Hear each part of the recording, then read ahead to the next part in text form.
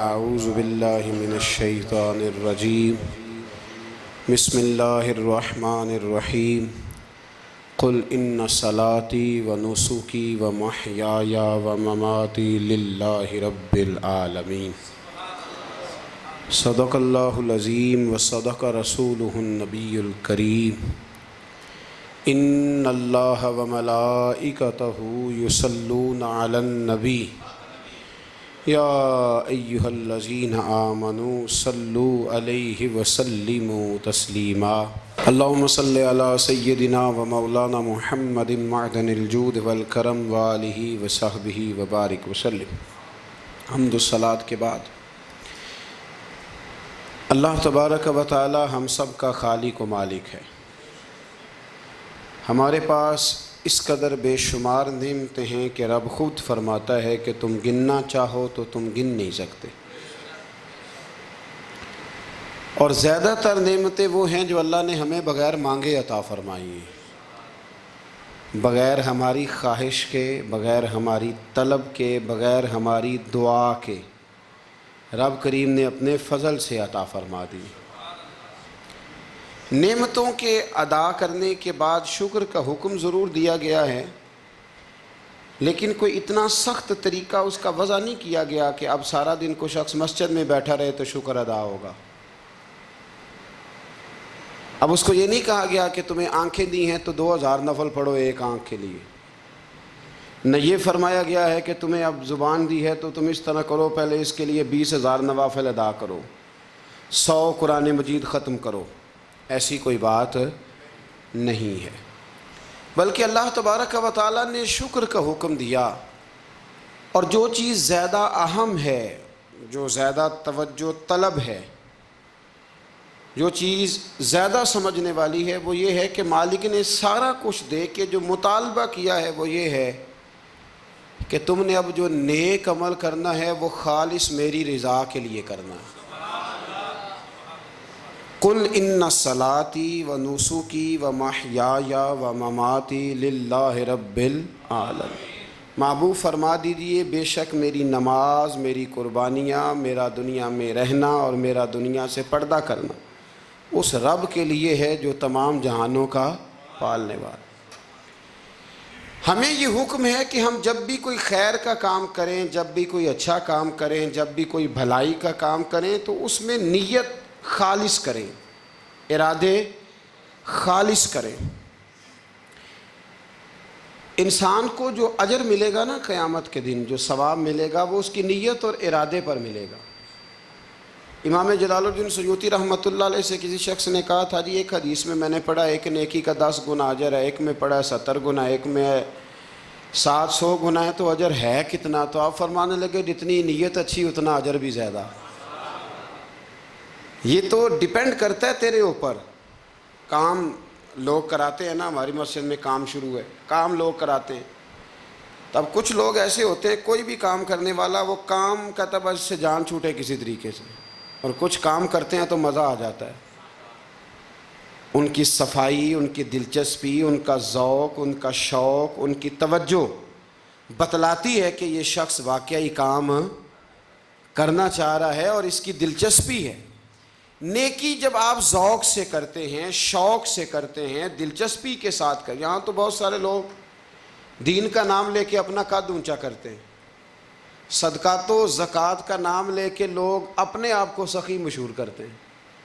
یہاں تو لوگ نماز پڑھ کے معاشرے کے اندر اپنا وقار بڑھانا چاہتے ہیں، اللہ ماشاءاللہ کہ میں نمازی ہوں۔ یہاں تو لوگ کوئی خیر کا کام کر کے دیکھیں نا، اب کیا ہو رہا ہے حج عمرے کے موقع پر جو کام سب سے زیادہ ہوتا ہے وہ تصویریں کھینچنے کا ہے، سب سے زیادہ۔ اب میں چل پڑا ہوں، اب میں پہنچ گیا ہوں، اب میں جہاز میں بیٹھ گیا ہوں، اب نفل پڑھ لیے ہیں، احرام باندھ لیا ہے، طواف ہو گیا ہے، یوں لگتا ہے بندہ نہیں طواف کر رہا، موبائل طواف کر رہا ہے۔ یہ سب سے زیادہ لوگ ملنے آتے ہیں، پیار کرتے ہیں، دور دراز سے حضرات کئی دفعہ محبت کے ساتھ تشریف لے آتے ہیں، تو مجھے پتہ ہوتا ہے کہ اب جو کام سب سے ضروری ہے وہ تصویر کھینچنے کا ہے، وہ کرنا ہی ہے اور وہ کرنا ہی پڑے گا، اس کی مکمل تیاری ہوتی ہے، وہ پروگرام بنا کے آئے ہوتے ہیں۔ میرے بھائیوں یہ یاد رکھیں کہ کوئی بھی کام جب تک اس میں اللہ تعالیٰ کی رضا شامل نہیں ہوتی. دیکھیں نا، اللہ دلوں کے حال جاننے والا ہے. اگر کوئی شخص کسی قسم کی بددیانتی کرتا ہے، خیانت کرتا ہے، ظلم کرتا ہے، وہ لوگوں سے چھپ کے بھی کرے تو رب کریم کی سزا سے بچ سکتا؟ وہ چھپ کے کرے کیا کر لے گا؟ نبی کریم صلی اللہ علیہ وسلم نے فرمایا رب جب کسی کو رسوا کرنا چاہتا ہے تو 7 پردوں کے پیچھے چھپے بھی کر دیتا ہے، اور جب اللہ کسی کو عزت دینا چاہتا ہے تو پھر کوئی اس سے چھین سکتا؟ یہ میرے مالک کا نظام ہے. اس میں آپ کسی قسم کی کوئی جو ہے وہ مداخلت کرنے کے مجاز نہیں ہے. اپنی ارادوں کو، اپنی نیتوں کو، اپنے شوق اور ذوق کو خالص رکھیں اللہ کی رضا کے لیے. اس میں شائبہ نہ ہو، شک نہ ہو کسی قسم کا، غیر کی آمیزش نہ ہو. نماز پڑھیں تو اللہ کی رضا کے لیے، صدقات و خیرات کریں تو اللہ کی رضا کے لیے. کسی کام میں آپ مداخلت کرتے ہیں، بھائیوں کی لڑائی ہو گئی ہے، دوستوں کا جھگڑا ہو گیا ہے، رشتہ داروں میں کسی جگہ کوئی ایسی ضرورت پڑ گئی ہے جہاں آپ کے مداخلت کرنے سے حالات بہتر ہو سکتے ہیں، تو مداخلت ضرور کریں، چودھری بننے کے لیے نہیں، پنچایت کا سرپنچ بننے کے لیے نہیں. اس نیت سے کہ میرے نبی پاک علیہ السلام نے فرمایا جس نے 2 لوگوں کی صلح کرا دی رب 2 حج اور 2 عمرے کا ثواب عطا فرمائے گا. اس ارادے سے، اس نیت سے، اس ذوق سے، اس شوق سے، اس توجہ کے ساتھ آپ آگے بڑھیں گے کہ ہم نے اللہ کی رضا کے لیے کرنا ہے. ہمارے آج کل کے جتنے امور ہیں ان امور کے اندر دنیا داری غلبہ کرتی چلی جا رہی. ہر کام میں دنیا داری کی آمیزش ہو جاتی ہے، نہ چاہتے ہوئے بھی، نہ ارادہ کرتے ہوئے بھی، بہت ساری جگہوں پہ. اور دنیا داری اتنی غالب ہو گئی ہے کہ دنیا ہی دنیا نظر آنے لگ گئی ہے. دنیا ہی دنیا، یعنی کوئی چیز کیمرے کی آنکھ سے چھپ نہیں پا رہی، کوئی بات ایسی نہیں جس پر لوگوں کی نظریں نہ ہوں. کوشش کریں. اور عجیب بات یہ ہے کہ دنیا داری ہو، دولت ہو تو اس کو چھپا کے رکھا جاتا ہے، اور دین کی کوئی بات ہو اس کو نشر کرنا ضروری سمجھا جاتا ہے تاکہ لوگوں کو میرے تقوی اور میری پرہیزگاری کی خبر جلدی جلدی مل جائے. میرے نبی کریم علیہ الصلاۃ والسلام نے خالص اللہ کی رضا کے لیے ہر کام کرنے کا حکم دیا. سیدہ عائشہ صدیقہ رضی اللہ تعالیٰ عنہ راوی ہیں، الترغیب و ترہیب میں حدیث ہے. پیارے حبیب کریم سید عالم صلی اللہ تعالیٰ علیہ وسلم نے ارشاد فرمایا کہ حضور ایک دن مجمع صحابہ کے مجمع میں حضور نے پوچھا بتاؤ اسلام کی سب سے مضبوط بنیاد کیا ہے؟ ایک صحابی نے کہا یا رسول اللہ نماز پڑھنا. 5 وقت لوگ جمع ہوتے ہیں، ایک دوسرے کا حال احوال پوچھتے ہیں، معاملات ہوتے ہیں. یا رسول اللہ صلی اللہ تعالیٰ علیہ وسلم مضبوط بنیاد ہے اسلام کی نماز پڑھنا، 5 وقت جمع ہونا. حضور نے فرمایا بات تمہاری ٹھیک ہے پر تم میری مراد کو نہیں پہنچے. عرض کی حضور حج کرنا،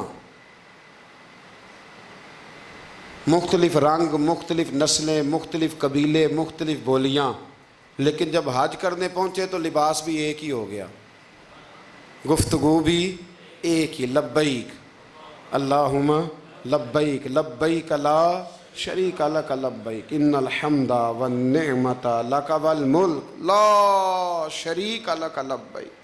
ایک ہی صف میں کھڑے ہو گئے محمود و یاز، نہ کوئی بندہ رہا نہ کوئی بندہ نواز. نبی رحمت سید عالم صلی اللہ علیہ وسلم سے عرض کی حضور یہ حج جو ہے نا اس میں بڑی یکسانیت ہوتی ہے، ہر رنگ ہر نسل کا آدمی ایک تسبیح کے دانے کی طرح ایک جگہ پہ پرو دیا جاتا ہے، تو لگتا ہے یہ اسلام کی مضبوط بنیاد ہے. محبوب فرمانے لگے بات تمہاری ٹھیک ہے پر تم میری مراد کو نہیں پہنچے. عرض کی حضور پھر زکوٰۃ، صدقات، خیرات اسلام کی مضبوط بنیاد ہے. کیوں؟ وہ اس لیے کہ غریب امیر کو دیتا ہے، امیر غریب کو دیتا ہے، اور غریب امیر سے لیتا ہے تو ایک رشتہ بنتا ہے، ایک تعلق بنتا ہے. محسن کا اور احسان مند کا بڑا گہرا رشتہ ہوتا ہے، بڑا ایک دوسرے سے پیار کرتے ہیں، ایک دوسرے کو چاہتے ہیں، ایک دوسرے کے لیے اچھے جملے بولتے ہیں، ایک دوسرے کے لیے ہمیشہ ان کے جذبات ٹھنڈے میٹھے اور اچھے ہوتے ہیں. تو لگتا ہے یہ اسلام کی مضبوط بنیاد ہے. حضور فرمانے لگے بات تمہاری ٹھیک ہے پر تم میری مراد کو نہیں پہنچے تو پھر صحابہ عرض کرنے لگے حضور ہماری رعایت فرما دیں، پھر ایک رحمت کی نظر کر دیں، آپ ہی بتا دیں اسلام کی مضبوط بنیاد کیا ہے۔ تو محبوب فرمانے لگے اسلام کی مضبوط بنیاد ہے اللہ کی رضا کے لیے کسی سے محبت کرنا۔ کس کی رضا کے لیے؟ خالص اللہ کی رضا کے، اور اللہ کی رضا کے لیے کسی سے بغض رکھنا، عداوت رکھنا، اللہ کی رضا کے لیے محبت بھی اللہ کے لیے، عداوت بھی، ذاتی دشمنی کوئی نہیں، ذاتی اختلافات کوئی نہیں، ذاتی رنجشیں کوئی نہیں، ذاتی لڑائیاں کوئی نہیں، ذاتی جھگڑا کوئی، خالص اللہ کی۔ ہمارے ہاں لڑائیاں ذاتی لڑی جاتی ہیں، اس نے مجھے شادی پہ دعوت نہیں دی، اس نے مجھے پروٹوکول نہیں دیا، یہ کہاں پہنچ گیا میں کہاں رہ گیا، ذاتی لڑائیاں لڑی جاتی ہیں، دینی نہیں، مذہبی نہیں، اخلاقی نہیں۔ دیکھیں آپ، چاہیے تو یہ تھا نا کہ شادی کے موقع پر یہ لڑائی نہ ہوتی کہ اس نے مجھے پوچھا کیوں نہیں، لڑائی یہ ہوتی کہ یار تو غیر شرعی کام کوئی نہ کرنا، اللہ رسول کی ناراضگی والا کام کوئی نہ کرنا، اگر تو نے کیا تو میں نے کوئی نہیں آنا، اگر تو یہ حرکت کرے گا تو پھر میرا تیرا معاملہ درست نہ رہ سکے گا۔ یہ لڑائی ہونا چاہیے تھی، نہ کہ یہ لڑائی ہوتی کہ مجھے بلایا کیوں نہیں، پروٹوکول کیوں نہیں دیا، اعزاز کیوں نہیں دیا۔ تو حضور نے فرمایا اسلام کی مضبوط گرہ، اسلام کی مضبوط بنیاد ہے اللہ کی رضا کے لیے محبت کرنا اور اللہ کی رضا کے لیے کسی سے عداوت رکھنا۔ حضرت موسیٰ کلیم اللہ علیہ نبینا علیہ الصلوۃ والسلام پر اللہ کریم نے وحی فرمائی کہ اے موسیٰ، اے میرے کلیم، میرے لیے بھی کوئی کام کیا ہے؟ عرض کی اللہ میں نے نمازیں پڑھی، روزے رکھے، تبلیغ کی۔ فرمایا وہ تو آپ کی ذمہ داریاں تھیں، وہ تو آپ نے اپنے لیے کیا، میرے لیے بھی کچھ کیا ہے؟ رب کریم نے پوچھا موسیٰ میرے لیے بھی کچھ کیا ہے؟ عرض کی اللہ یہ سارا کچھ، فرمایا مالک تیرے لیے کیا۔ کہا یہ تو آپ نے اپنے لیے کیا، آپ کی ذمہ داریوں میں شامل تھا، مالک تیرے لیے کیا ہے؟ فرمایا کسی بندے سے محبت کی ہے کہ یہ اللہ کا بندہ ہے؟ کسی بندے سے محبت کی ہے کہ یہ اللہ کا بندہ ہے؟ یا کسی کے ساتھ تمہاری صرف اس لیے ناراضگی ہو کہ یہ اللہ کا نافرمان ہے، اللہ رسول کا دشمن ہے، معاذ اللہ بے ادب ہے؟ میرے بھائی سمجھ لیں اچھی طرح اور اپنے دل کے کونے میں یہ بات بٹھا لیں کہ زندگی میں جو کام کریں وہ اللہ کی رضا کے لیے، چھوٹا سا بھی خیر کا کام۔ میرے رسول کریم علیہ السلام کا جو سب سے پہلا فرمان ہے نا بخاری میں، وہ یہ ہے کہ انما الاعمال بالنیات، تیرے عمل کا دار و مدار تیری نیت پر ہے، تیرے ارادے پر ہے۔ بنیاد تمہاری نیت ہے، بنیاد یہ ہے کہ تمہارا اندر سے اس کام کے لیے ذوق کیا ہے، شوق کیا ہے۔ اگر وہ بنیاد مضبوط ہے تو پھر عمل کی جو آپ چھت ڈالیں گے وہ ساری چھت بھی مضبوط ہے، لیکن اگر ارادے کچے ہیں، کمزور ہیں، سازشیں ہیں، رنجشیں ہیں، اندر معاملات گڑبڑ ہیں، تو پھر کبھی دیواریں مضبوط ہو سکتی۔ نیتیں اچھی کریں، بڑی سادی مثال، بڑی صاف ستھری، مولا کائنات شیر خدا حضرت علی المرتضیٰ کرم اللہ تعالی وجہ الکریم نا، آپ ایک جگہ جنگ لڑنے کے لیے گئے، جہاد ہو رہا ہے۔ عرب کے جو لوگ ہوتے تھے وہ دشمن کو سزا بڑی سخت دیتے تھے، بعض لوگ مطالبہ بھی کرتے ہیں نا سخت سزا کا۔ ہمارا سرائکی کا ایک شاعر ہے، وہ کہا کرتا ہے جے تنگ ہے ساڑی زندگی تو تے دے سخت سزا تیری جان چھٹے، ساکو مار نہ شاکر کستاں وچ یک لخت مکا تیری جان چھٹے۔ عرب کے لوگ نا سخت سزا دیتے تھے، سخت، وہ اذیت دیتے، کبھی انگلی کاٹ دیتے، کبھی ہاتھ کاٹ دیتے۔ مختار سقفی نے جب امام علی مقام رضی اللہ تعالیٰ عنہ کے قاتلوں کو قتل کیا تو زیادہ تر کی گردنیں نہیں کاٹی تھی، بلکہ اس نے ہاتھ پیر کاٹ کے لوگوں کو جنگلوں میں پھینک دیا تھا، تڑپ تڑپ کے لوگ مر گئے۔ اسلام اس اذیت کا قائل ہے۔ اہل عرب اذیت دیتے تھے، بلکہ دشمن جب نڈھال ہو کے گر جاتا تھا نا تو اس پر گھوڑے دوڑا دیتے تھے، گھوڑے دوڑ جاتے تھے اس پر، لاشیں مسک کر دیتے تھے، ناک کان آنکھیں نکال ڈالتے تھے۔ ٹکڑے کرتے تھے وجود کے، اذیت دیتے تھے۔ تو جب کوئی آدمی کسی کے نرغے میں آ جاتا تھا نا، قابو میں آتا تھا، تو اس کی خواہش ہوتی تھی کہ میں مارنے والے کو غصہ دلاؤں تاکہ مجھے جلدی مار دے، اذیت نہ دے، تکلیف نہ دے، مجھے جلدی مار ڈالے، جلدی قتل کر ڈالے۔ یہ ان کا مزاج ہوتا تھا، رویہ ہوتا تھا۔ حضرت مولا علی شیر خدا کرم اللہ تعالی وجہ الکریم دشمن پر غالب آ گئے۔ جب غالب ہوئے تو اس نے معاذ اللہ حضرت علی پر تھوک دیا۔ کافر تھا، اس کا ارادہ یہ تھا کہ میں حضرت علی کو غصہ دلاتا ہوں تاکہ یہ مجھے جلدی مار دے، لیکن اسے نہیں پتا تھا یہ علی ہے۔ اسے نہیں خبر تھی کہ یہ جو خمیر ہے نا، ان کی تربیت مدینے والے محبوب نے فرمائی ہے۔ یہاں جو چمک دمک ہے اس کا رنگ ساری دنیا سے نرالا ہے، انوکھا ہے، شاندار ہے، وزادار ہے، کمال ہے۔ کہا حضرت علی پر معاذ اللہ میں یہ کام کرتا ہوں تاکہ وہ جلدی قتل کر دیں گے، لیکن جب اس نے مولا علی کی طرف یہ نازیبا حرکت کی تو حضرت علی نہ تلوار چھوڑ کے پیچھے ہٹ گئے۔ توجہ کرنا، رزلٹ دیکھنا، مولا علی پیچھے ہٹ گئے اور فرمانے لگے جا تو آزاد ہے۔ وہ کہنے لگا میں آزاد ہوں، کس طرح، کیسے؟ تو حضرت علی فرمانے لگے میرا تیرا ذاتی جھگڑا تو کوئی نہیں نا، نہ تو نے میری زمین پہ قبضہ کیا، نہ میرا مال لوٹا، نہ میری عزت پر ہاتھ ڈالا۔ میرا تیرا جھگڑا اللہ کی رضا کے لیے، خالص اس لیے کہ تو اللہ کی نافرمانی کر رہا، خالصتاً اس لیے تیرا اور میرا یہ جھگڑا ہے۔ باقی جہاں تک تعلق اس بات کا ہے کہ اب تو نے میری ذات شامل کر دی، اب تو نے مجھے تکلیف دے دی، اب تو نے مجھے اذیت میں مبتلا کر دیا، تو حضرت مولا علی شیر خدا فرمانے لگے اب ذات آ گئی ہے میری بیچ میں، اب میری ذات بیچ میں آ گئی ہے، اب اگر میں تجھے قتل کروں گا تو لگے گا میں نے اپنے ذاتی غصے میں قتل کیا ہے، لہٰذا اب معاملہ یہ ہے کہ میں تجھے آزاد کرتا ہوں، اب تو چھٹی کر سکتا ہے، جا سکتا ہے، دوبارہ کبھی میرے ہاتھ آئے گی تو دیکھی جائے گی۔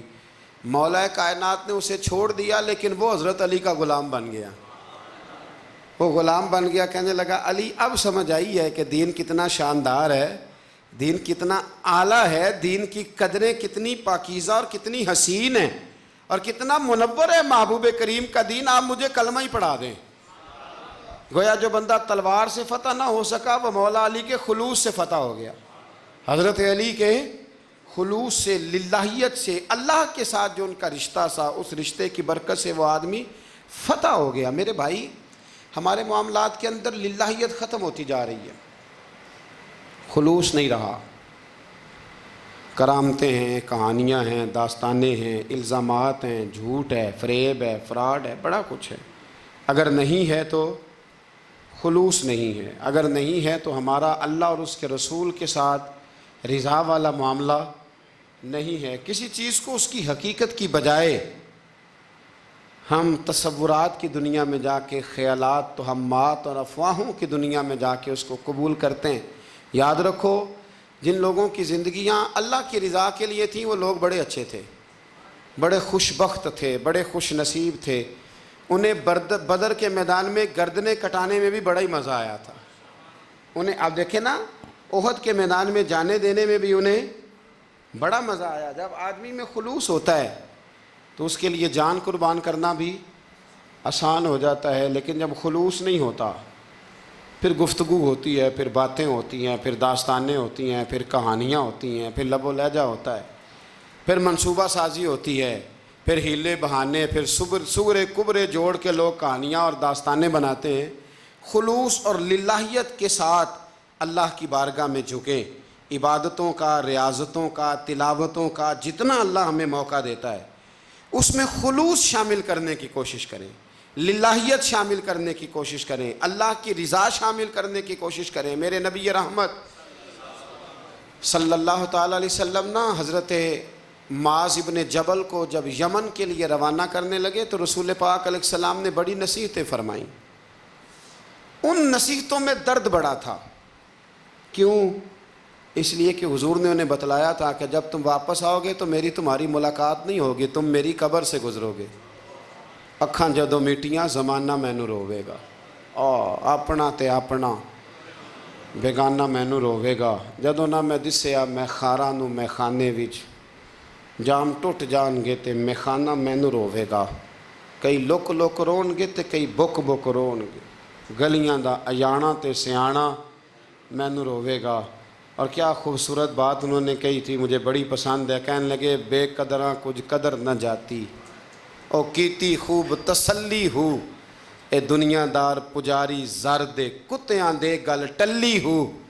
बुक बुक रोशन अखियां तकियो वेख हवेली कली हूँ। ते कूच नसीर असां जदों कीती, फिर पै जानी थरथली हूँ। कूच नसीर असां जदों कीती, फिर पै जानी, फिर कमाल हो जाएगी। बाद मरन दे मुखड़ा मेरा हो जावे जे ताज़ा, फिर समझ लेना महबूब मेरे ने आन पढ़े है जनाजा। हज़रत मुआज़ इब्न जबल रज़ी अल्लाह ताला अन्हु से हुजूर ने फरमाया, मुआज़ जब तुम वापस गुज़रोगे ना तो मेरी कब्र के पास से गुज़रोगे, मुलाकात नहीं होगी। तो वो जो नसीहतें थी ना उस मौका पर, जब आप गोया किसी से आखिरी मुलाकात कर रहे होते, उन नसीहतों के अंदर जो हुस्न होता है, कमाल होता है, वो तो जाते जाते की बात, लै सजना असां तोड़ नहीं पाई तो जान ही दिती राह तेरे, वो जो जाते जाते की गुफ्तगू होती है, वो जो अंदाज़ होता है, बड़ा कमाल होता है। और उसकी गहराई और गहराई को वो समझ सकता है जिसको वो लम्हे मुयस्सर आते, जो उस वक़्त उस मकाम पे खड़ा होता है।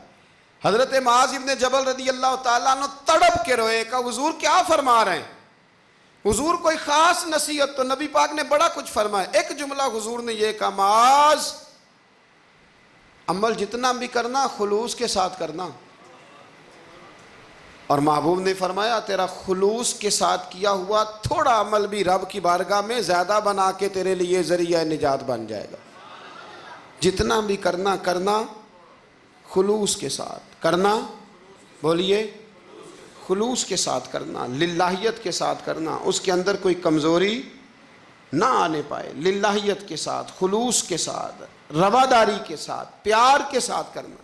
मेरे भाइयों, ये समझने का मकाम होता है कि जब हम अल्लाह और उसके रसूल सल्लल्लाहु अलैहि वसल्लम की रज़ा के लिए कोई अमल करते हैं तो उसका भी हमारे दिल को पता होता है, और जब अंदर रियाकारियाँ होती हैं तो हमारे दिल को उसका भी पता होता है। हमें दोनों बातों की खबर अब हमें खुद सोचना है, हमें खुद फ़िक्र करनी है, गौर करना है कि हमारा अंदाज़। एक बुज़ुर्ग थे, इमाम गज़ाली ने लिखा है, उन्होंने 7 साल पूरे पांचों नमाज़ें जमात के साथ पढ़ी और पहली सफ़ में तकबीर उला के साथ पढ़ी। 7 दिन नहीं पूरी पढ़ी जाती पांचों नमाज़ें पहली सफ़ में पहली तकबीर के साथ। 7 पहली सफ़ में तकबीर उला कहता है, इमाम ने अल्लाह अकबर कहा पहली तकबीर में तो हमने भी साथ ही अल्लाह। पहली सफ़ में 7 साल तक पांचों नमाजें तकबीर उला से, बहुत बड़ा कारनामा है, बहुत बड़ी बात है। मतलब बंदा यहाँ से उठ के आते, वुज़ू करते, कोई मामला आ गया, कोई मतलब उसको हाजत हो गई इस्तंजा वुज़ू की, तो वो टाइम निकल जाता है। कई दफ़ा ऐसे होता है। 7 साल पूरे नमाज पढ़ी। तो कहते हैं 7 साल के बाद ना एक दिन 8वां साल लगा हुआ था, तो बुज़ुर्ग फरमाते हैं मैं ज़रा लेट हो गया, तकबीर उला तो मिल गई पर पहली सफ़ ना मिली, तीसरी सफ़ में जगह मिली। बुज़ुर्गों के तकवे देखिएगा। फरमाते तीसरी सफ़ में मैंने नमाज़ पढ़ी तो मेरे दिल के अंदर ख्याल आया, यार लोग क्या सोचेंगे कि इतना अच्छा इसका रिकॉर्ड था, पहली सफ़ में ये नमाज़ पढ़ता था, तो आज तीसरी सफ़ में लोग क्या सोचेंगे। फरमाते हैं जब ये लफ्ज़ ज़ुबान पे आया तो मेरा ज़मीर बोल पड़ा, जब ये सोच दिल में आई तो मेरा अंदर तड़प उठा, छम छम मेरे आंसू निकलने लगे, मैं रोया। और फरमाते हैं लोग चले गए और मैं नफल पढ़ता रोता रहा। मैंने कहा अल्लाह, मुझे यूँ लगता है वो 7 साल तक पहली सफ़ में जो नमाज़ें पढ़ता रहा वो तो लोगों को दिखाने के लिए पढ़ता रहा। फरमाते मैंने 7 साल की नमाज़ें कज़ा पढ़ी, कज़ा नमाज़ें पढ़ी, इसलिए कि मुझे समझ आई कि वो नमाज अल्लाह की रज़ा के लिए नहीं थी, वो तो बंदों को रिकॉर्ड बनाने के लिए थी। तो मैंने वो 7 साल की नमाज़ें कज़ा पढ़ी। और फरमाते हैं अब दोबारा से जब मैं जाता हूँ तो फिर मैं अपने दिल पे गौर करता हूँ कि पहली सफ़ تکبیر اولا پر یہ بتا نیت کیا ہے، یہ بتا کہ تیرا ارادہ کیا ہے۔ شیخ سعدی فرمایا کرتے تھے تیرے وجود کا قبلہ تو سیدھا ہے، دل کے قبلے کی بھی بات بتا۔ تیرے وجود کا قبلہ درست ہے پر دل کے قبلے کی بھی، ہاں خودی کا سر نہاں لا الہ الا اللہ، خودی کا تیغ فساں لا الہ، یہ دور اپنے ابراہیم کی تلاش میں ہے۔ صنم کدا ہے جہاں لا الہ الا اللہ، صنم کدا ہے جہاں لا الہ الا اللہ، اور اگرچہ بت ہیں جماعت کی آستینوں میں پر مجھے ہے حکم ازاں لا الہ الا اللہ۔ تو یہ جو ہمارا مزاج ہے نا لوگوں کو دکھانے کا، بتانے کا، سنانے کا، شیخ ابو العباس مرسی فرماتے کہ مجھے کئی دفعہ محبوب کریم علیہ السلام کا دیدار نصیب ہوا، میرا اور حضور کا معاملہ تھا، پھر میں نے لوگوں کو بتانا شروع کر دیا۔ فرماتے ہیں پھر انہوں نے آنا چھوڑ دیا، اس لیے کہ کچھ باتیں ایسی ہوتی ہیں جو بتانے کی نہیں ہوتی، لیکن کچھ بندوں کو بشارتیں ہوتی بڑی ہیں، وہ ان بیچاروں کو بد ہضمی ہو جاتی، وہ بتائیں نا جب تک 20 لوگوں کو، تب تک ان کی وہ بد ہضمی ختم ہے۔ حالانکہ ہر چیز بتانے کی، دکھانے کی، سنانے کی، ہر چیز کی وضاحت دینے کی نہیں ہوتی، ہر چیز ایسی نہیں ہوتی۔ حضرت ابو ہریرہ جیسے لوگ فرمایا کرتے تھے علم کی 2 تھیلیاں، ایک کھولی ہے دوسری کھولو تو مجھے قتل کر دو۔ ہر چیز کو بتانے سمجھانے کی ہوتی ہے۔ تو خلوص دیکھیں کتنا ہے اس میں، للہیت کتنی ہے، اللہ کی رضا کتنی۔ الحمدللہ تعالی اس مہینے سے جو جولائی کا ہے، میرے خیال ہے 4-5 جولائی سے حج کی فلائٹ شروع ہو جائیں گی انشاءاللہ تعالی۔ خوش نہیں ہوئے آپ سن کے؟ جو جا رہے ہیں رب ان کا قبول فرمائے، اور جو رہ گئے اللہ انہیں موقع عطا فرمائے۔ ای سعادت بزور بازو نیست تا نہ بخشندہ خدائے بخشن، یہ سعادتیں بازو کی قوت سے نہیں ملتی، تبھی ملتی ہیں جب اللہ عطا کرتا ہے، جب رب اپنے فضل سے عطا کرتا ہے پھر یہ سعادتیں ملتی ہیں۔ لوگ حج کے لیے جا رہے ہیں، اور آپ کو پتہ ہے حج بھی آج کل ساتھ حج ہوتا ہے، ساتھ سیلفی ہوتی ہے، آخر تک چلتا ہے۔ ایک بزرگ تھے حضرت ابو مرتعش ان کا نام تھا، وہ فرماتے ہیں میرا 4-5واں حج تھا، نفلی حج کرنے کے لیے میں جا رہا تھا، تیاری میری مکمل ہو گئی تھی، 2-4 دنوں میں میری روانگی تھی، ارادہ میرا مضبوط تھا، معاملات سارے طے ہو گئے تھے، بس میں جانے کے قریب تھا۔ فرماتے ہیں کہ میں ایک دن گھر میں بیٹھا تھا، کریں اماں جی نے نا کہا بیٹا پتر ذرا پانی کا پیالہ دینا۔ تو فرماتے ہیں میرے دل میں خیال آیا کہ ایک تو میں عالم ہوں، صوفی ہوں، درویش ہوں، مولوی ہوں، اور دوسرا یہ کہ میری کل پرسوں تیاری بھی ہے، تو پانی تو چھوٹا بھائی بھی دے سکتا ہے، یہ کام کو بچہ بھی کر لے گا۔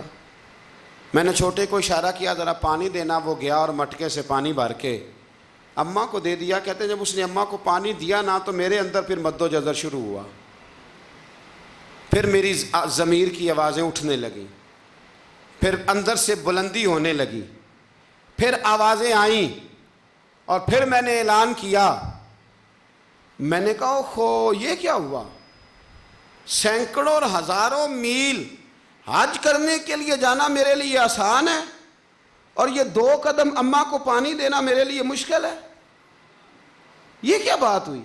حالانکہ حج کرنے سے بھی اللہ نے راضی ہونا تھا، اور اماں کو پانی پلانے سے بھی اللہ نے راضی ہونا تھا، پر یہ میں کس جگہ کھڑا ہو گیا ہوں کہ سینکڑوں میل اور ہزاروں میل جا کے حج کرنا میرے لیے آسان ہے، لیکن پانی بھر کے لانا میرے لیے مشکل ہے۔ چند قدموں کے فاصلے پہ مٹکا پانی کا پڑا ہے۔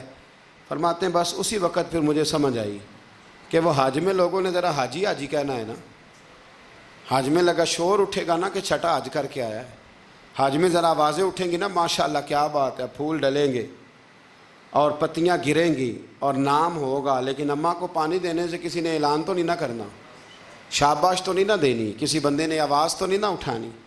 فرمایا میں اسی وقت اسی لمحے اٹھ کے ماں کے قدموں میں بیٹھا اور پیر پکڑ کے کہا اماں مجھے معاف کر دے۔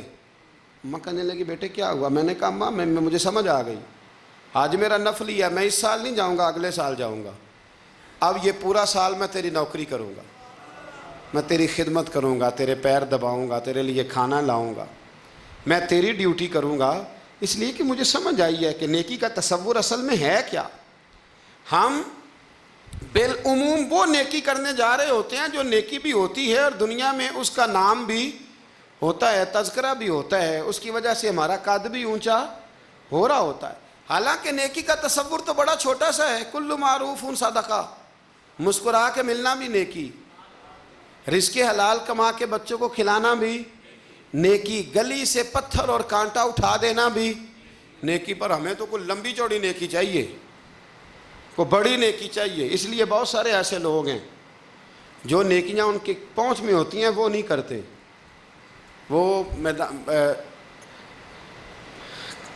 محرم کے ایام میں نا ایک جگہ پہ حاضری کا موقع ملا، تو وہاں ایک صاحب کہہ رہے تھے ہم مریں گے، لڑیں گے، جانیں دیں گے، قربانی دیں گے، ہم امام علی مقام کی سنت ادا کریں گے، سارا کچھ کریں گے۔ تو بعد میں وہ میرے پاس بیٹھے تو میں نے انہیں کہا کہ جب جنگ کا موقع آئے گا تو انشاءاللہ لڑیں گے، جانے بھی دیں گے، پر ابھی آپ یہ کام کریں کہ امام حسین ایک رات میں پورا قرآن پاک پڑھا کرتے تھے، یہ والی سنت امام حسین کی شروع کریں، یہ والی سنت ابھی آپ سٹارٹ، جب وہ موقع آئے گا تو انشاءاللہ وہ کام بھی کریں گے۔ تو یہ والی سنت آپ سٹارٹ کریں امام صاحب کی۔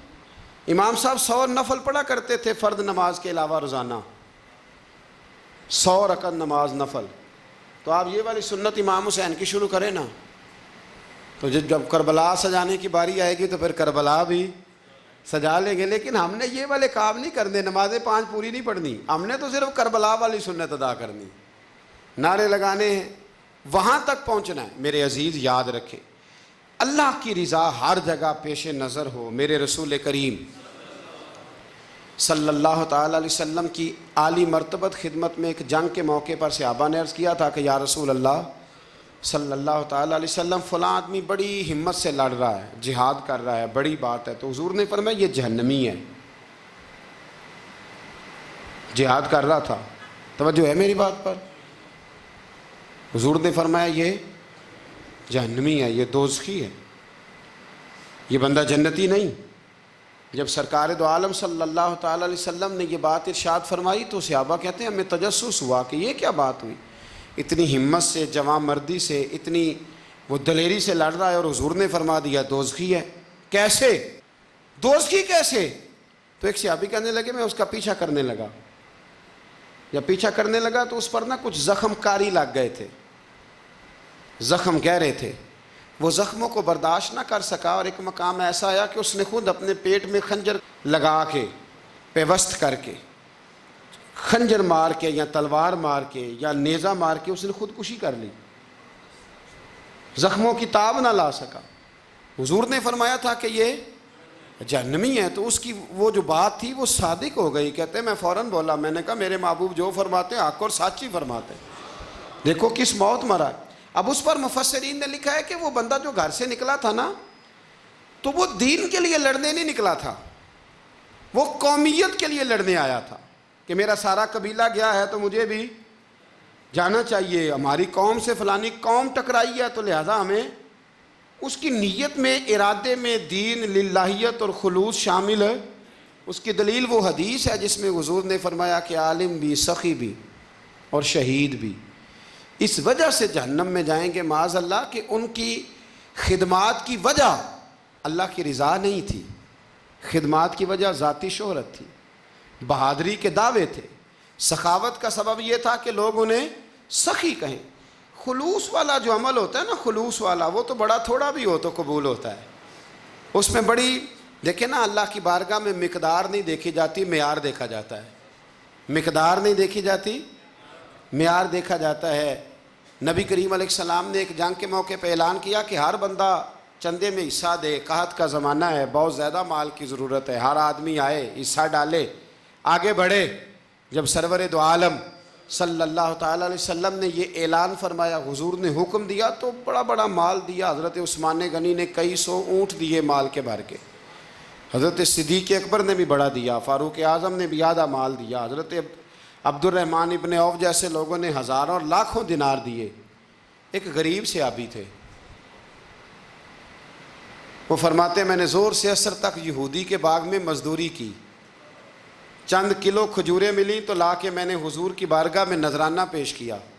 فرماتے ہیں میرے دل میں خیال تھا کہ وہ میری اٹی کیا کرے گی، میرا ایک قطرہ کیا کرے گا؟ جہاں لوگوں نے لاکھوں دیے ہیں، ہزاروں دیے ہیں، تو کیا بنے گا؟